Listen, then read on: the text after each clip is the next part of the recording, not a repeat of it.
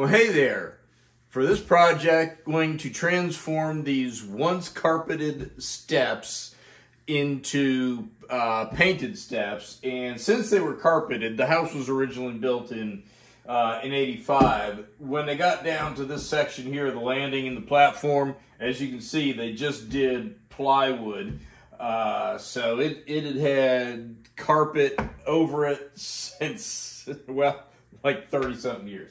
So anyhow, going to build a step box and put some nice wood in place here. So let's grab the camera here and take a look at what we got and get started. All right, that boom you heard was some pre-demolition. All right, so we just got that. They just had this step box. Yeah, just a box covered with carpet for this bottom step. And we had this here. I've already pulled out all the nails. So, just going to refurb this area here. And then it's going to be dark treads all the way up. White risers, dark treads. So, let's get going.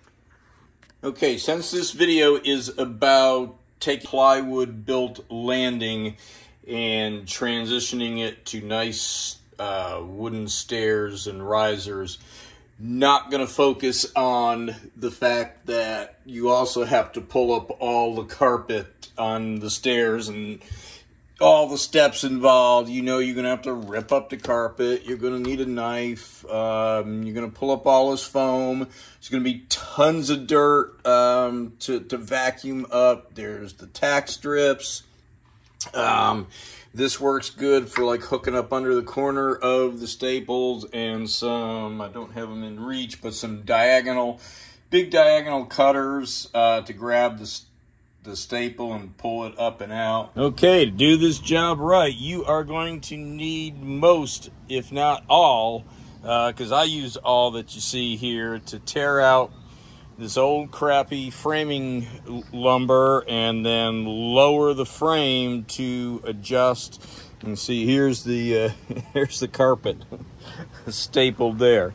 To lower that stair frame, in my case, 3/8 of an inch to account for putting a 1-inch tread in there in the rebuilt landing to keep all the tread heights correct from the floor all the way to the top. So yeah, if you don't have this stuff, you might want to see who you can borrow it from. You're going to need it. All right, so in all fairness, as many complaints as I've had about this house, the way it was built, whoever did the stairs actually did a good job, and, you know, it makes sense they wouldn't have put a whole lot of effort into the bottom since they were going to carpet them. But I have seen steps where they know they were going to carpet them, and all I did is just put like just little scraps of, just scraps of wood, and then covered it with, you know, foam backing and foam padding and the carpet. And, you know, people will pull the carpet up and, you know, it's just wood scraps. So at least I've got, you know, all that is good, and I will put some decent treads. Even though it's relatively simple, I went ahead and just made a set of simple plans, just making a 3-sided box for this bottom step right here. And it's helpful to have something like this to, you know, just to have all your measurements handy and, you know, have a nice reference to work off of. Okay, got my bottom step box built here as per the plans. What I have to be careful of, because everything is so tight in this house, is when I position this, when I place it, it has to be, the door has to be able to clear that. So that is something that I'll have to be mindful of when I fasten everything down. And let's take a closer look at the inside here.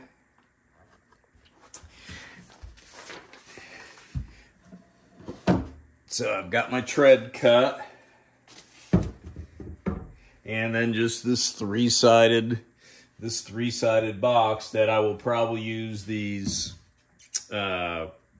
same L brackets to fasten it down in place to the floor, and then I will put the tread on it last. All right, it's coming along pretty good. Got the plywood out, as you can see. And next what I'll do is, after I zizz wheel off the end of all these nails, I'm kind of surprised that the supporting piece going this way for the platform was nailed in from the back side. I still don't know how or why they did it like that. Anyhow, this, what I'll do is I'll take this all apart and cut this down an inch to compensate for this total height here. And I'll put these back with joist hangers. And then it's honestly just pretty simple. Just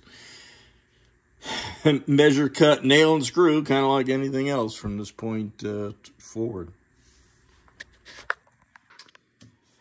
Making a lot of good progress on the stair and landing project here. I took the opportunity to seal in, insulate, as you can see, and seal a lot of gaps and cracks. These sloped rafters you see right here are rafters or joists, however you want to look at it. The basement stairs run right underneath this set of stairs. So, you know, it had a lot of drafts and such in there, and it's an awesome place for bugs to come in and enjoy the house. So, kind of thwarting that they'll have to find another way. So anyhow, had to change the direction before you can see the joist went this way.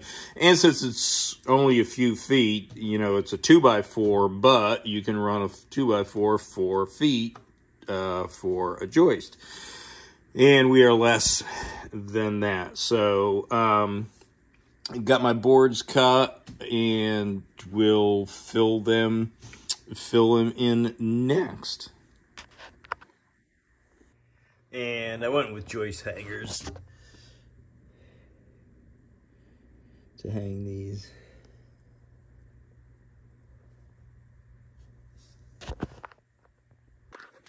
Now, since it's only for a small area and I'm changing, remember, this used to be a diagonal plywood platform step, this step that was right in here.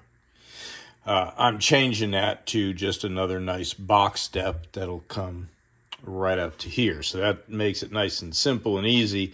And since it was such a small area, in order to get everything level, I just went ahead, and these are the same as these pre-made steps that I got from Home Depot, and I just rip cut the rounded edge off, and I got to use that rounded edge in another place.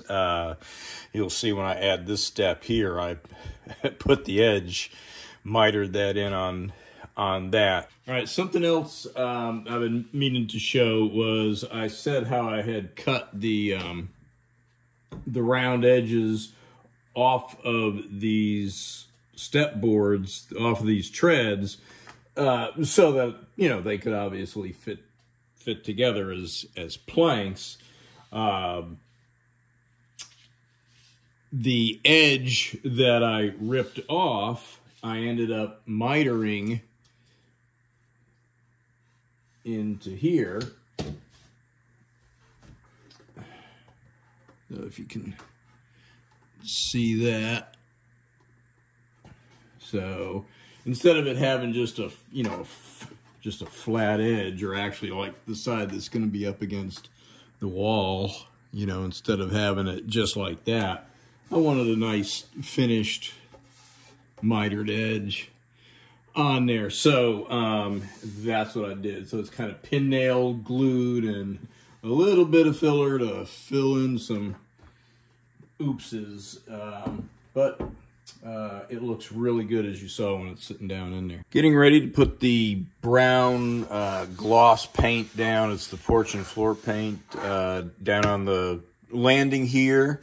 Wanted to show you, this is what the spot priming looked like, where I just took and handheld the small 6-inch roller that I used and just dipped the tip of it in, and then just kind of rolled it back over on where all the pegs are, and that blended in nice. Got my box taped off, so that's the outer perimeter that you can see, and the tape is actually over the inner line, so that will still be there. The inner line will be there for me to line it up when I put the step box in, and then use those brackets like right there to fasten it down. Okay, well, the project is coming along real nice. I'm getting ready to put the step box frames in. See, I filled any little gaps, you know, help with drafts and critters. Got the brown paint, 3 coats of that, and it takes a few days before you can, like 72 hours is what they recommend before you can actually walk on it. Let me grab the camera and we'll take a look at where I filled everything. And let's see here.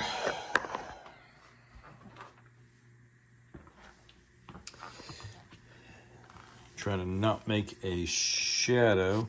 But as you can see, remember there was wooden pegs here, and there's one right, you'd have to know they were there to find them, and you know you're going to be walking on them, you know, not on your hands and knees looking at them, but you can see that you know, they were like that, and I put the wooden plugs in it, and you can't see that at all. So that turned out real well, and there's my inner line to line up for the step boxes, and I'll be fastening down with these here. And I like this look. I grew up in an older 1850s house, and in an area where, you know, you saw this all the time. I kind of wanted this old-timey kind of, you know, plank look where, you know, they weren't tongue and groove together and super tight. So that turned out just the way I wanted it. All right, well, got the step box fastened in with L brackets. There's the brackets, and I got it screwed to that. You can see where the sheetrock is screwed in. Got it screwed to the stud there, and then I went around through these holes here with a nail and just tapped it, and saw that, you know, made sure I was lined up and down the middle when I screw this in, and, you know, wasn't sitting close to the edge or totally missed and was off by that much. All right, well, that is all screwed in and caulked from the inside, and now finally got a nice angle where we can actually film something going on. So there was just, you know, shadows, bad light, couldn't get the camera, you know, I was between the camera and whatever I was doing. So again, these are pre-drilled. For the screws, always pre-drill, always pre-drill, and then countersunk with a 3/8 bit for the wooden peg. So let's go ahead.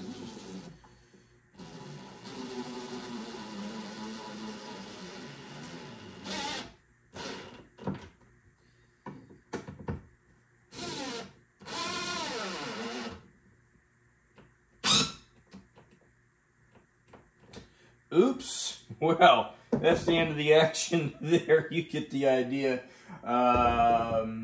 Let's see. Do we have some wooden pegs? Because I could not find my other battery and used the heck out of that one there. So, where are my pegs?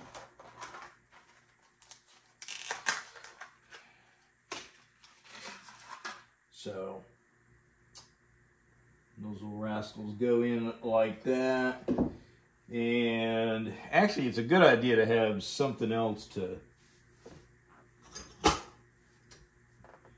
bang them in with, so you're not pounding the wood. So, all right. So I'll just do that all the way around. Once my battery is charged, and we'll fill that, sand it, and do that little rolly spot prime. Okay, so just like this top step, this bottom step gets fastened in the same way. And then the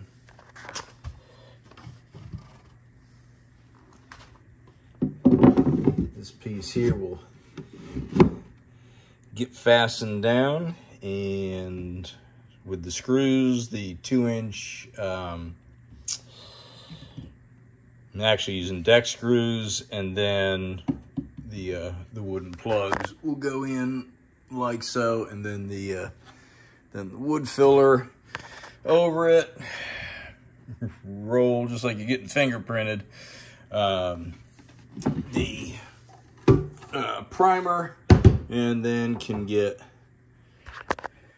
the brown paint on it. I just want to go ahead, before I fasten that top down, right here, and then on the other side, same thing. Cut a little sliver of sheetrock to fit in there. Man, I tell you what, this turned out really good. I mean, it's not flawless, but look at that. I mean, it looks really, really good. And of course, there is still a lot of finish work that needs to be done. But the whole point of this part of the project was just to get this landing here converted from the terrible, awful plywood and carpet and whatever else into this look right here. But man, look at that. Can you picture that just going all the way up those stairs? So this has me motivated to finish the rest of it. Yeah, I was going to show how to do the stairs, how to refinish your originally carpeted stairs in a separate companion video. I was going to make this video just about the landing and rebuilding it from plywood and such. But what the heck, I'll show you how to do, you know, 1 or 2 of these stairs, and just, you know, you lather, rinse, and repeat all the way up. And this is to finish them, prepare them for painting. Again, pine, I don't recommend that you stain. I would go ahead and paint pine. And then I will also show, I'm going to do, like I said, I used a gloss Bear from Home Depot on these. And I am going to do these with a flat and put a maybe semi-gloss polyurethane over it. Did want to show you real quick, because I keep talking about, you know, if you've got pine, just go ahead and paint it, you know, so you end up with this look here. Oak looks great stained. There's 3 different stains on oak, and you can see it just accepts the stain nice and evenly. These are what's available from Lowe's, and honestly, it looks like it's got a poplar laminate on it.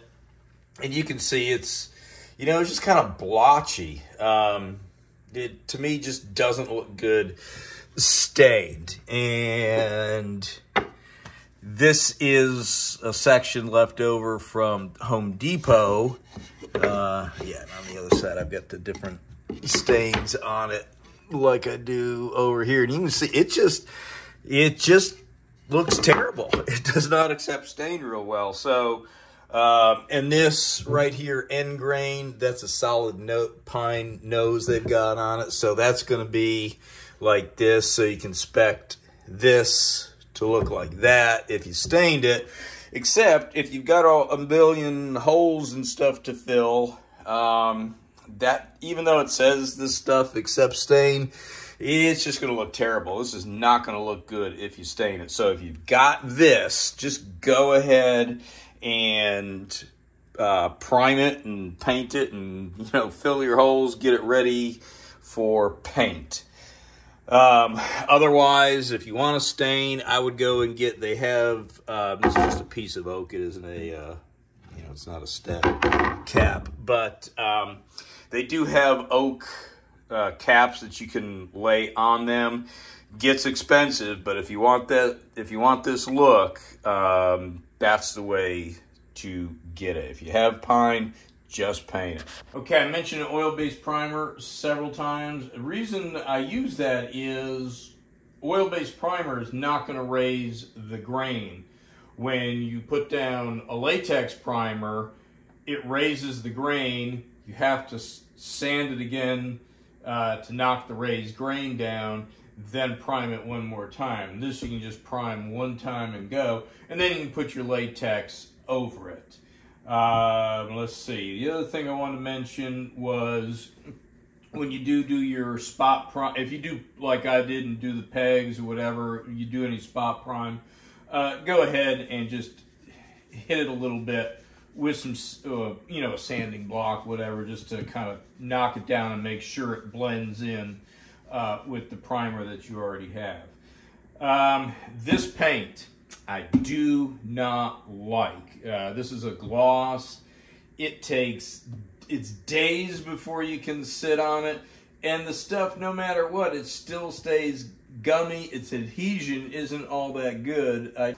With the rest of this project going up, I'm gonna go ahead and do a flat paint and then put a gloss or a satin, whatever, polyurethane on top of it, latex. So I'll put the latex, I'll put the flat version of this down, and then I will put some sort of top coat, a latex polyurethane on top of that, because I just don't think this stuff's gonna hold up all that well. All the nails, and there's a lot of them. So this is a project that I don't know, you might do a little each day. It'll make it crazy to try and do this all at once, because you'll end up missing, and then you'll need to come back and look. So I'd say do a little bit, set a little bit, and then come back, and then, look at it again. The other thing I wanted to show you is, you see these horrible gaps here, because this was original, and again, they were just going to carpet it, so man, they weren't worried about fit and finish. So I will have to do something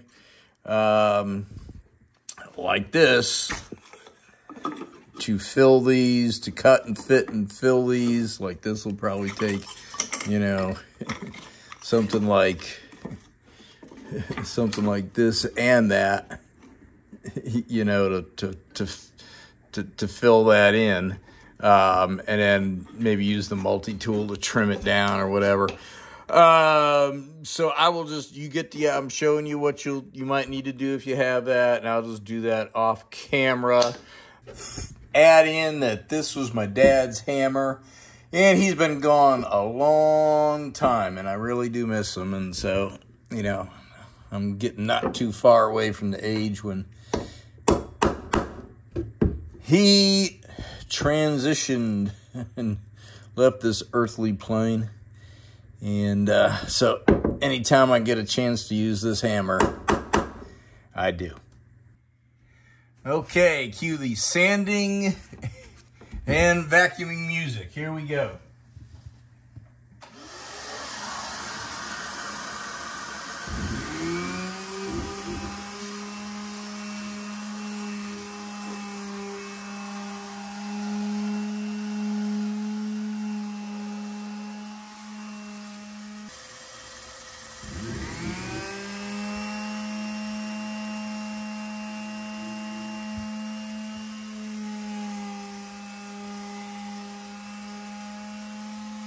Okay, just so you can see the contrast of sanded versus unsanded, wanted to stop kind of halfway through so you'd get the idea. And now you can see the, you can see the crack and stuff a little bit better. So I will continue. Oh, and wear a mask. I'm not wearing one right now, so I can talk. When I wear the mask and try to talk, it's just all muffled. Okay, so here they are, sanded all the way across. And I think I'm gonna, I did a little bit of sanding of that step, but I think I gotta drive the nails in there. So next will be filling them. Okay, there's a number of products you can use for wood filling. I have been using this. There's other ones I use. There's Durham's, which is a powder that, man, that stuff, it's Durham's rock hard powder. You mix it with water, and that way you can mix just what you're going to use. And that stuff is rock hard. But this is in a tube, and it makes it kind of easy because I got to have a bunch of these little places. And then I just use a razor blade to, pull it all in.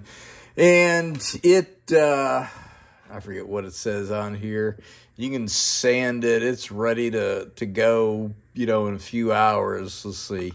Yeah, allow 2 to 6 hours. It's getting late in the night. It's like 8 o'clock. I'll just do this and then let it sit overnight, and then just, you just hand sand it to finish it off. So let's see here. So to get the idea, whoops, that was more than I wanted right there. Yeah, I'll show a little bit of this, a little bit of this crack here, some big digs and whatever, a little bit of that. All right, so I'm just spot showing you some areas. And, you're going to want to do the knots too, because it'll always be, you probably can't see it all that well now, but there's always voids in those knots. So anyhow, I will just, let me do it from the other side. I'm making a shadow.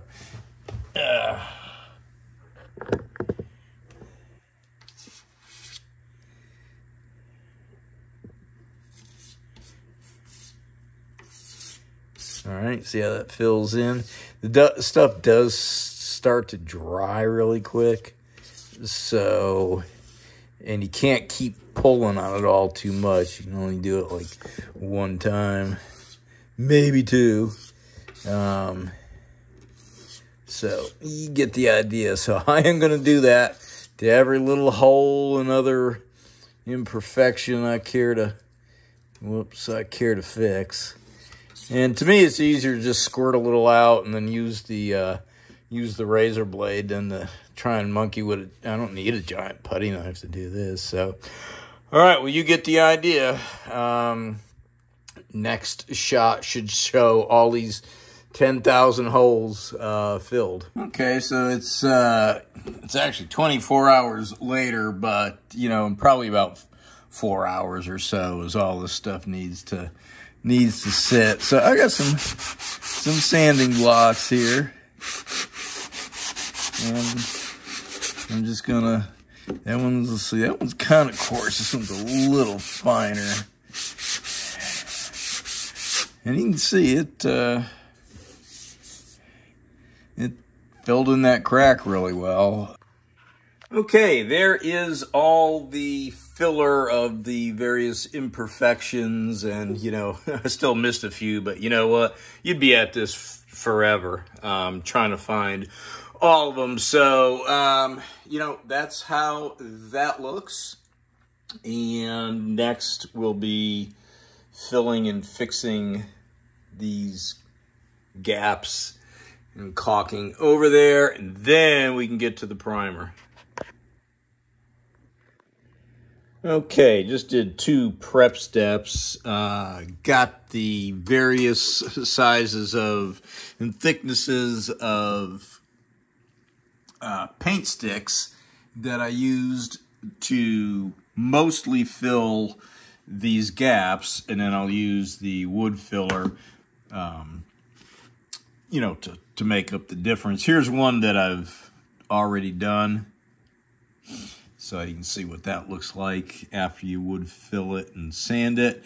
I don't have it within reach, but I also did put a little bit of wood glue on the side facing the end of the tread, and then kind of I'd use screwdrivers and whatever else to wedge it in tight up against the step, so that would, you know, just not be relying on wood filler and whatever else and friction to hold it in. And I've got this all taped off, ready for caulk. There we go, where I'm out of the shadow. So you can see what that looks like. The same thing down here. And I'll run the caulk. This, honestly, I'm good. I'm using the gun because I don't have any little tubes. But working in a little space like this, while it's cost a little more, the tubes, you know, the hand tubes that are, you know, like that, are easier to work with. So I'm going to go ahead and caulk and fill that, and then we'll pull the tape off almost right away. Let the caulk get a little skimmed over, and then pull it off. Okay, got the wood filler in where I'd filled it with the various paint sticks and such, and then I'll come in and like that little edge right there, that'll just sand right down. And that is what our caulk looks like after we've ran a wet finger. So wet a fingertip, keep a sponge handy. You are gonna need something to keep wiping off the excess. As you drag your finger across, you know, it's gonna pick up more, and then you wanna have something to wipe that off on. So let me, you know what, let's just grab this one here. And you wanna pull perpendicular to it like that, like at a 90-degree angle, and just keep it going.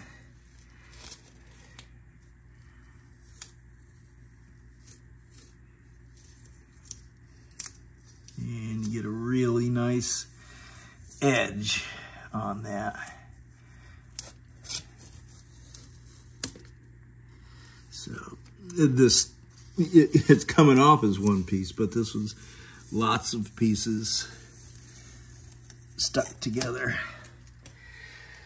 So I'll get the rest of that off, including down here. So let's see. Trying to do this so there's not a shadow. And of course, there's a shadow exactly where I need to be. So anyhow, you get the picture.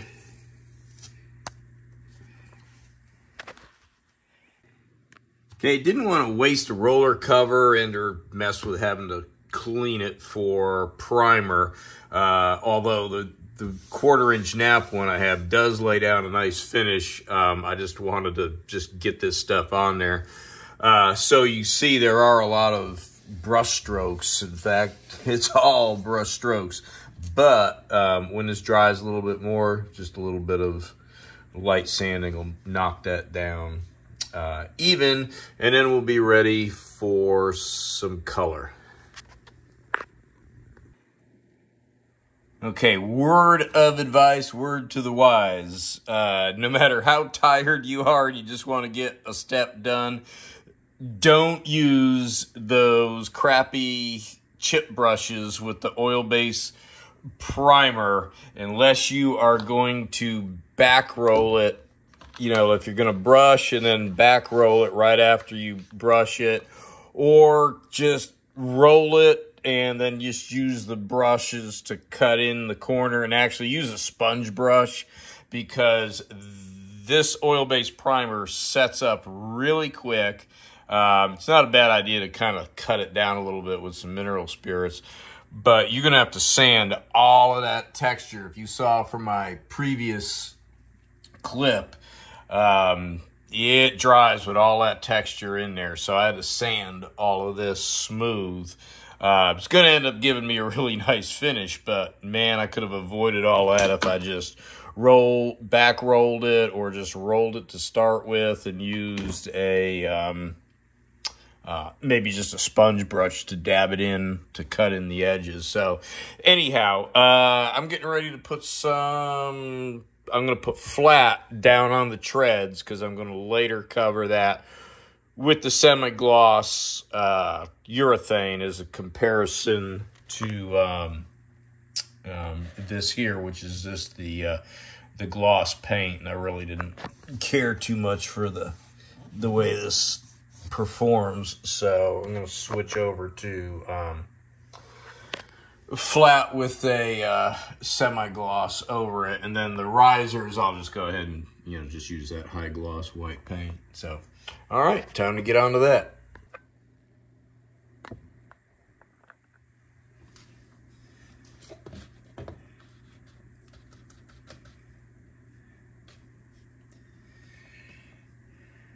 Okay, as you can see, this is the flat, well, of course it's not flat yet, but this is the flat brown that I'm going to cover with, I'm going to top coat it with a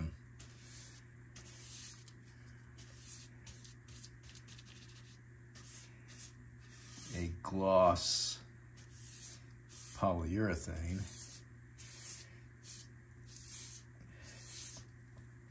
or semi-gloss. And since I brushed already, I'm going to go ahead, as you see, I'm just going to brush on this. So I'll put on like 2 coats of this, and then we'll top coat it with the water-based polyurethane. And this is a water-based latex flat here.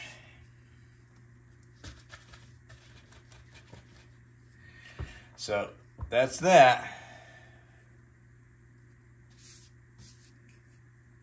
So let's see, fill in a little here.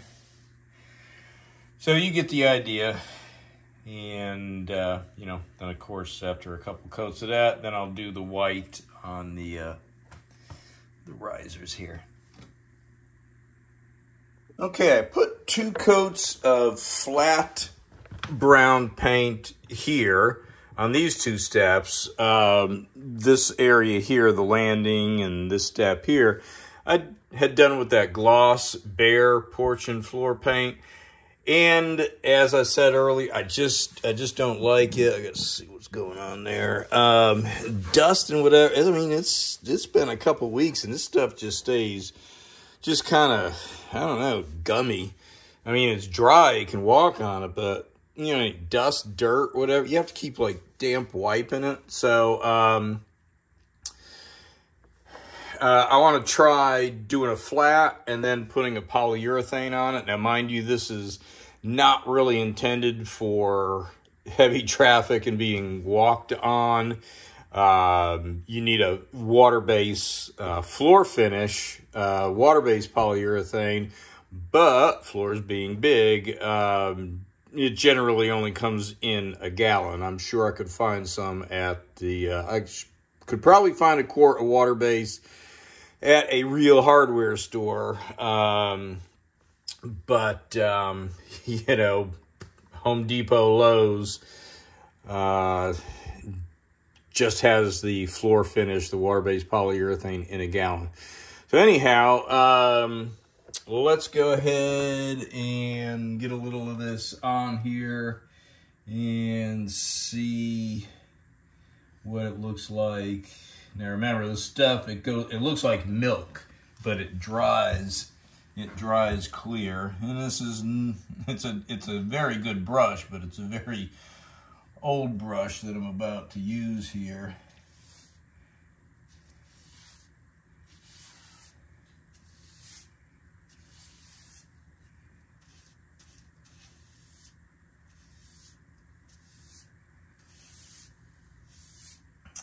And I would much rather use a roller on this, but again, I don't want to, use my rollers on, just to do 2 steps.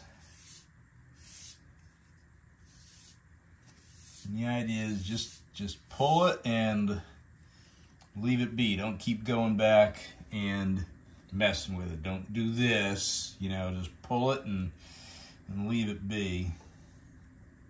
In the meantime, I might look and see where all my good brushes are.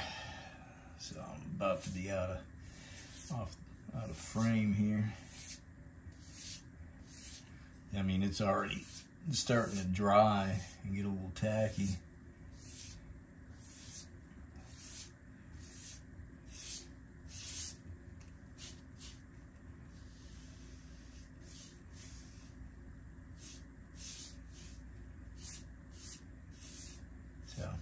Anyhow, you get the idea. We'll see what it looks like after it dries. All right, man, I tell you, this is the look I was actually looking for here. This is the flat brown with the semi-gloss polyurethane on top, all water-based, starting with an oil-based primer. This is the gloss porch and floor paint. And man, if I didn't like it before, I like it even less now. So I am going to scuff and probably put 1 coat of flat brown on this, so it does match. Just keep everything the same. I could scuff and polyurethane over it, but I'll go ahead and just put a coat of flat brown and then put the clear polyurethane over it and have them all looking the same. I mean, look at that. That is just the right amount of shine. And I'll experiment again. These were done with a brush. I might use, it is probably quicker and a better finish. I'm still undecided whether I like the rolled finish or the brushed finish, but you could certainly brush it on and back roll it, or roll it with, like I said, a 4-inch roller, and then use, a brush just to cut in the edges, and probably a sponge brush would give you closer to a matching texture. But yeah, just look at the difference right there. That right there is what I was looking for.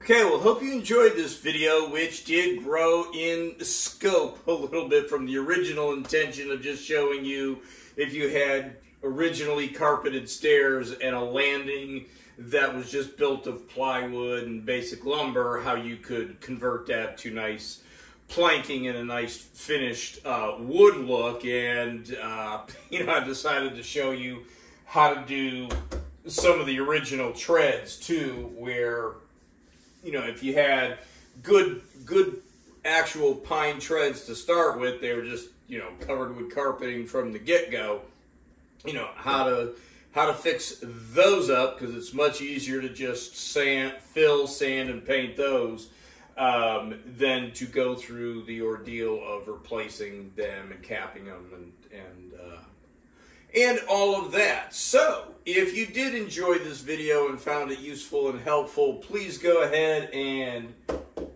step on that like and subscribe button. Please comment and share. And I'll see you on the next one. Thank you.